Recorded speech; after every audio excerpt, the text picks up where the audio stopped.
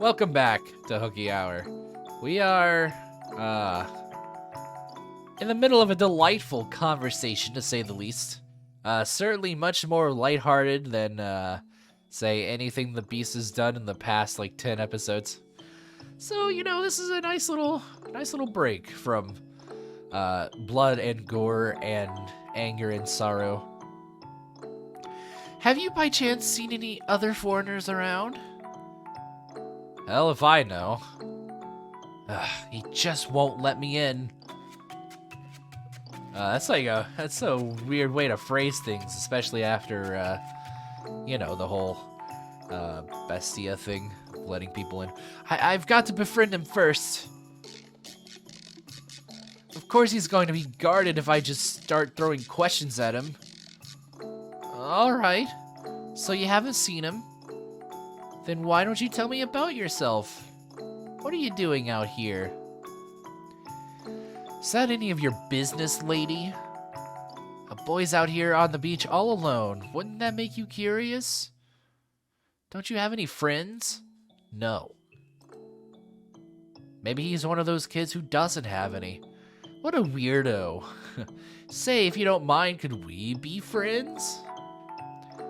I'm not really familiar with the area, so it'd be nice to have someone with me. What do you say? I don't need any damn friends. And who the hell'd be dumb enough to say, sure, I'll be your friend, to someone they just met? How are you so jaded? You need to be more courteous, kinder to others, not so antagonistic. I just thought it would be nice if we could talk a bit. That's all I want, really. How about you quit being so damn nosy, lady? It just so happens I like being alone. Ugh, I've got some strange woman ruining my alone time. I'm out of here. Damn. Hey, wait a second. He's gone. This is going to be really, really hard. Wah.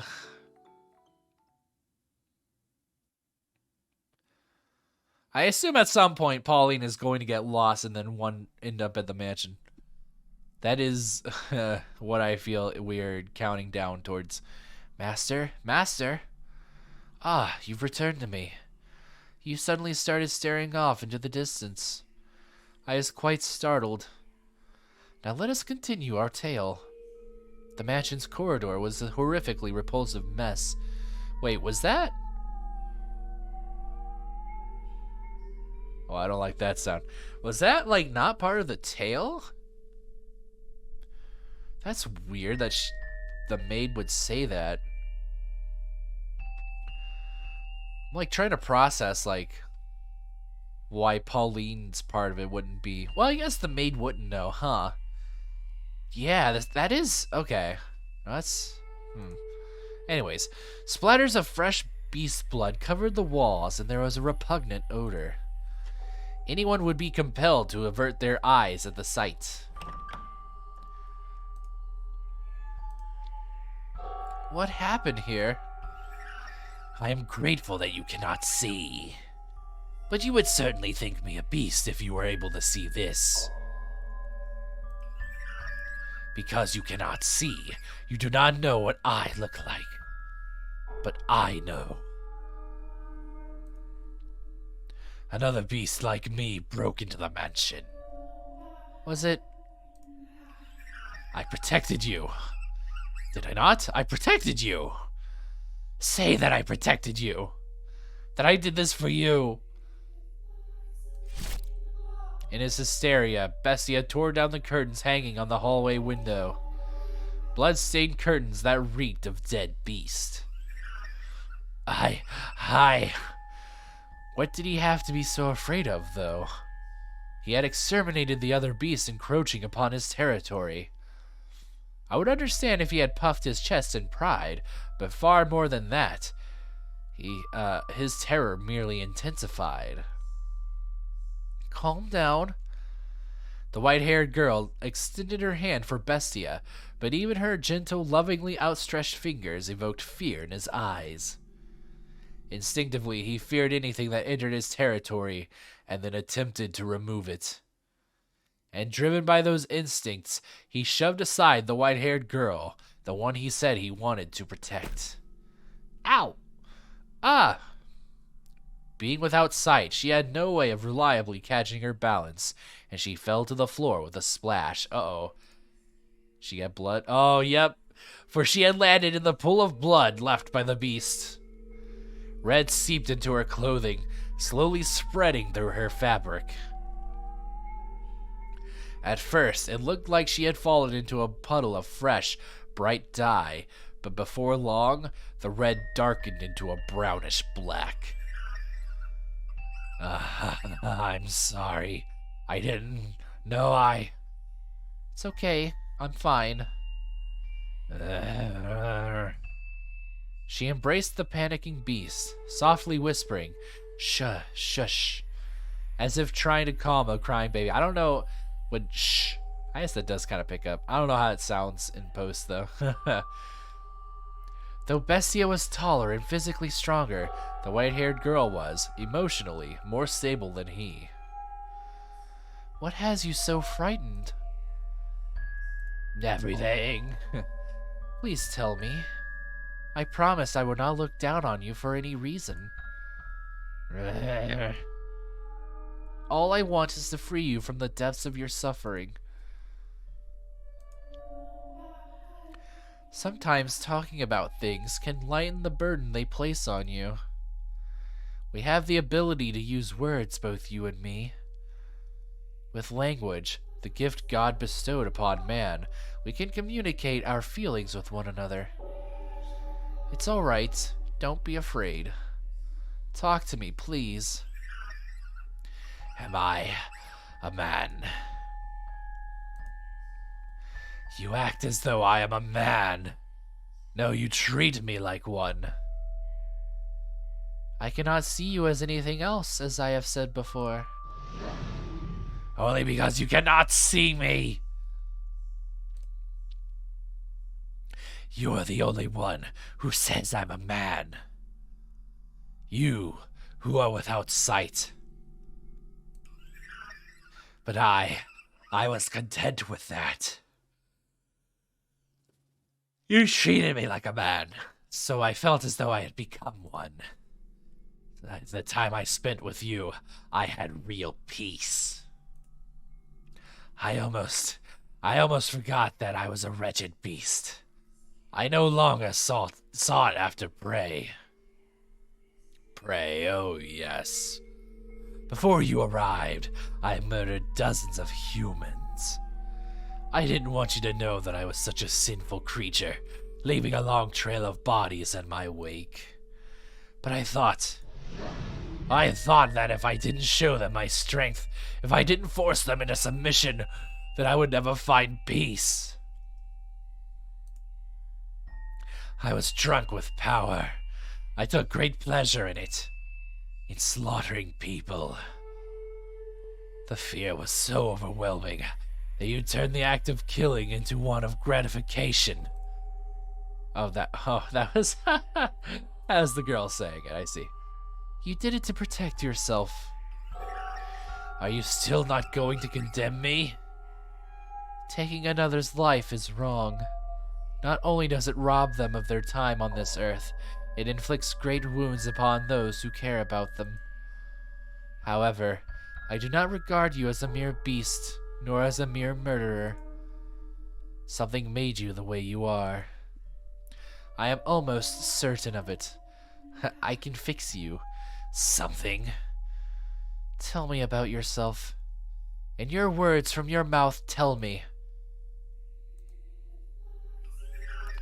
When I woke up, I was weak, exhausted, emaciated. I couldn't think clearly, or even remember much of anything. I was thirsty, hungry, sore from head to toe. A crowd of people surrounded me. You. This was a long time ago. Well, not so long as to be described as long ago, but it is as far back as my past goes. I sought help from the people around me, but my words did not get through to them. The only thing that came from my mouth were feral howls. They scowled at me and then... shink, stab, stab. Stinking gross. I have no interest in any more trouble. Shall we kill it? Never seen anyone like this before. What is he anyway? Beats me. A bestia by the looks of it. So a bestia is a known entity? Alright. Bestia! Bestia! Bestia! Bestia! Bestia! I didn't understand what they were saying about me. All I could pick out was the word bestia. The humans brought sticks and fishing poles with which they poked and prodded me. At first they probably meant only to chase me out. But before long, their actions began to escalate. Bestia! Bestia! Filthy beast! We ain't got nothing for you. Dirty, nasty thing. Stay back. Hit it. Pound it. Da! He's feeling it. Beat it. Beat the thing. Kill it. Kill it. Kill, kill, kill.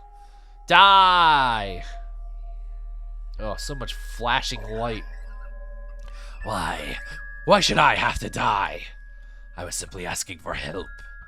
If they didn't have food to spare, a glass of water would have been enough. I had asked for nothing of them but some relief from my thirst. But the humans would not hear my pleas. My words reached no one's ears. When they brought weapons and started chasing me around, attempting to kill me, all I could do anymore was run. And as I fled, I saw something. A child pointing to a wild dog covered in mud and shouting, "Bestia!" That was when I finally understood that I was a beast. And that was why the humans wanted to exterminate me. I was neither cattle, nor swine, nor fowl of the air, but a vicious beast, the kind of creature that ravaged their fields. And so, you sought to prove your superiority to them, so you would never have to be called a beast or chased out of somewhere again. Yep. I was so close to forgetting it all. The time I spent with you was truly wonderful. I could forget about people calling me beast, chasing me around and trying to kill me. I could forget about slaughtering them, painting the walls with their blood. I could forget about everything. It felt like I had actually become a man. But then it showed up. Another beast like me. He was my kin. A different individual, though built differently than me, a symbol alternatively. I am taller than it was. But it was a beast. And I too must be a beast. Regardless, I will continue to insist you're not, as many times as I must. Should you be troubled by these painful memories and attempt to cause someone harm again, I will be there to remind you of your humanity. Is that which you can see with your eyes the whole of the world? Ah, shit, philosophy? You're hitting me with the tough questions now. I cannot see you, that is correct. But I can feel you, sense you, hear you, and I can learn what you bear within your heart. You worry, you fear, and you think. And you also show concern for me. These things all prove that you are human. This woman, she really is going to change me. If I remain with her, I can become a man.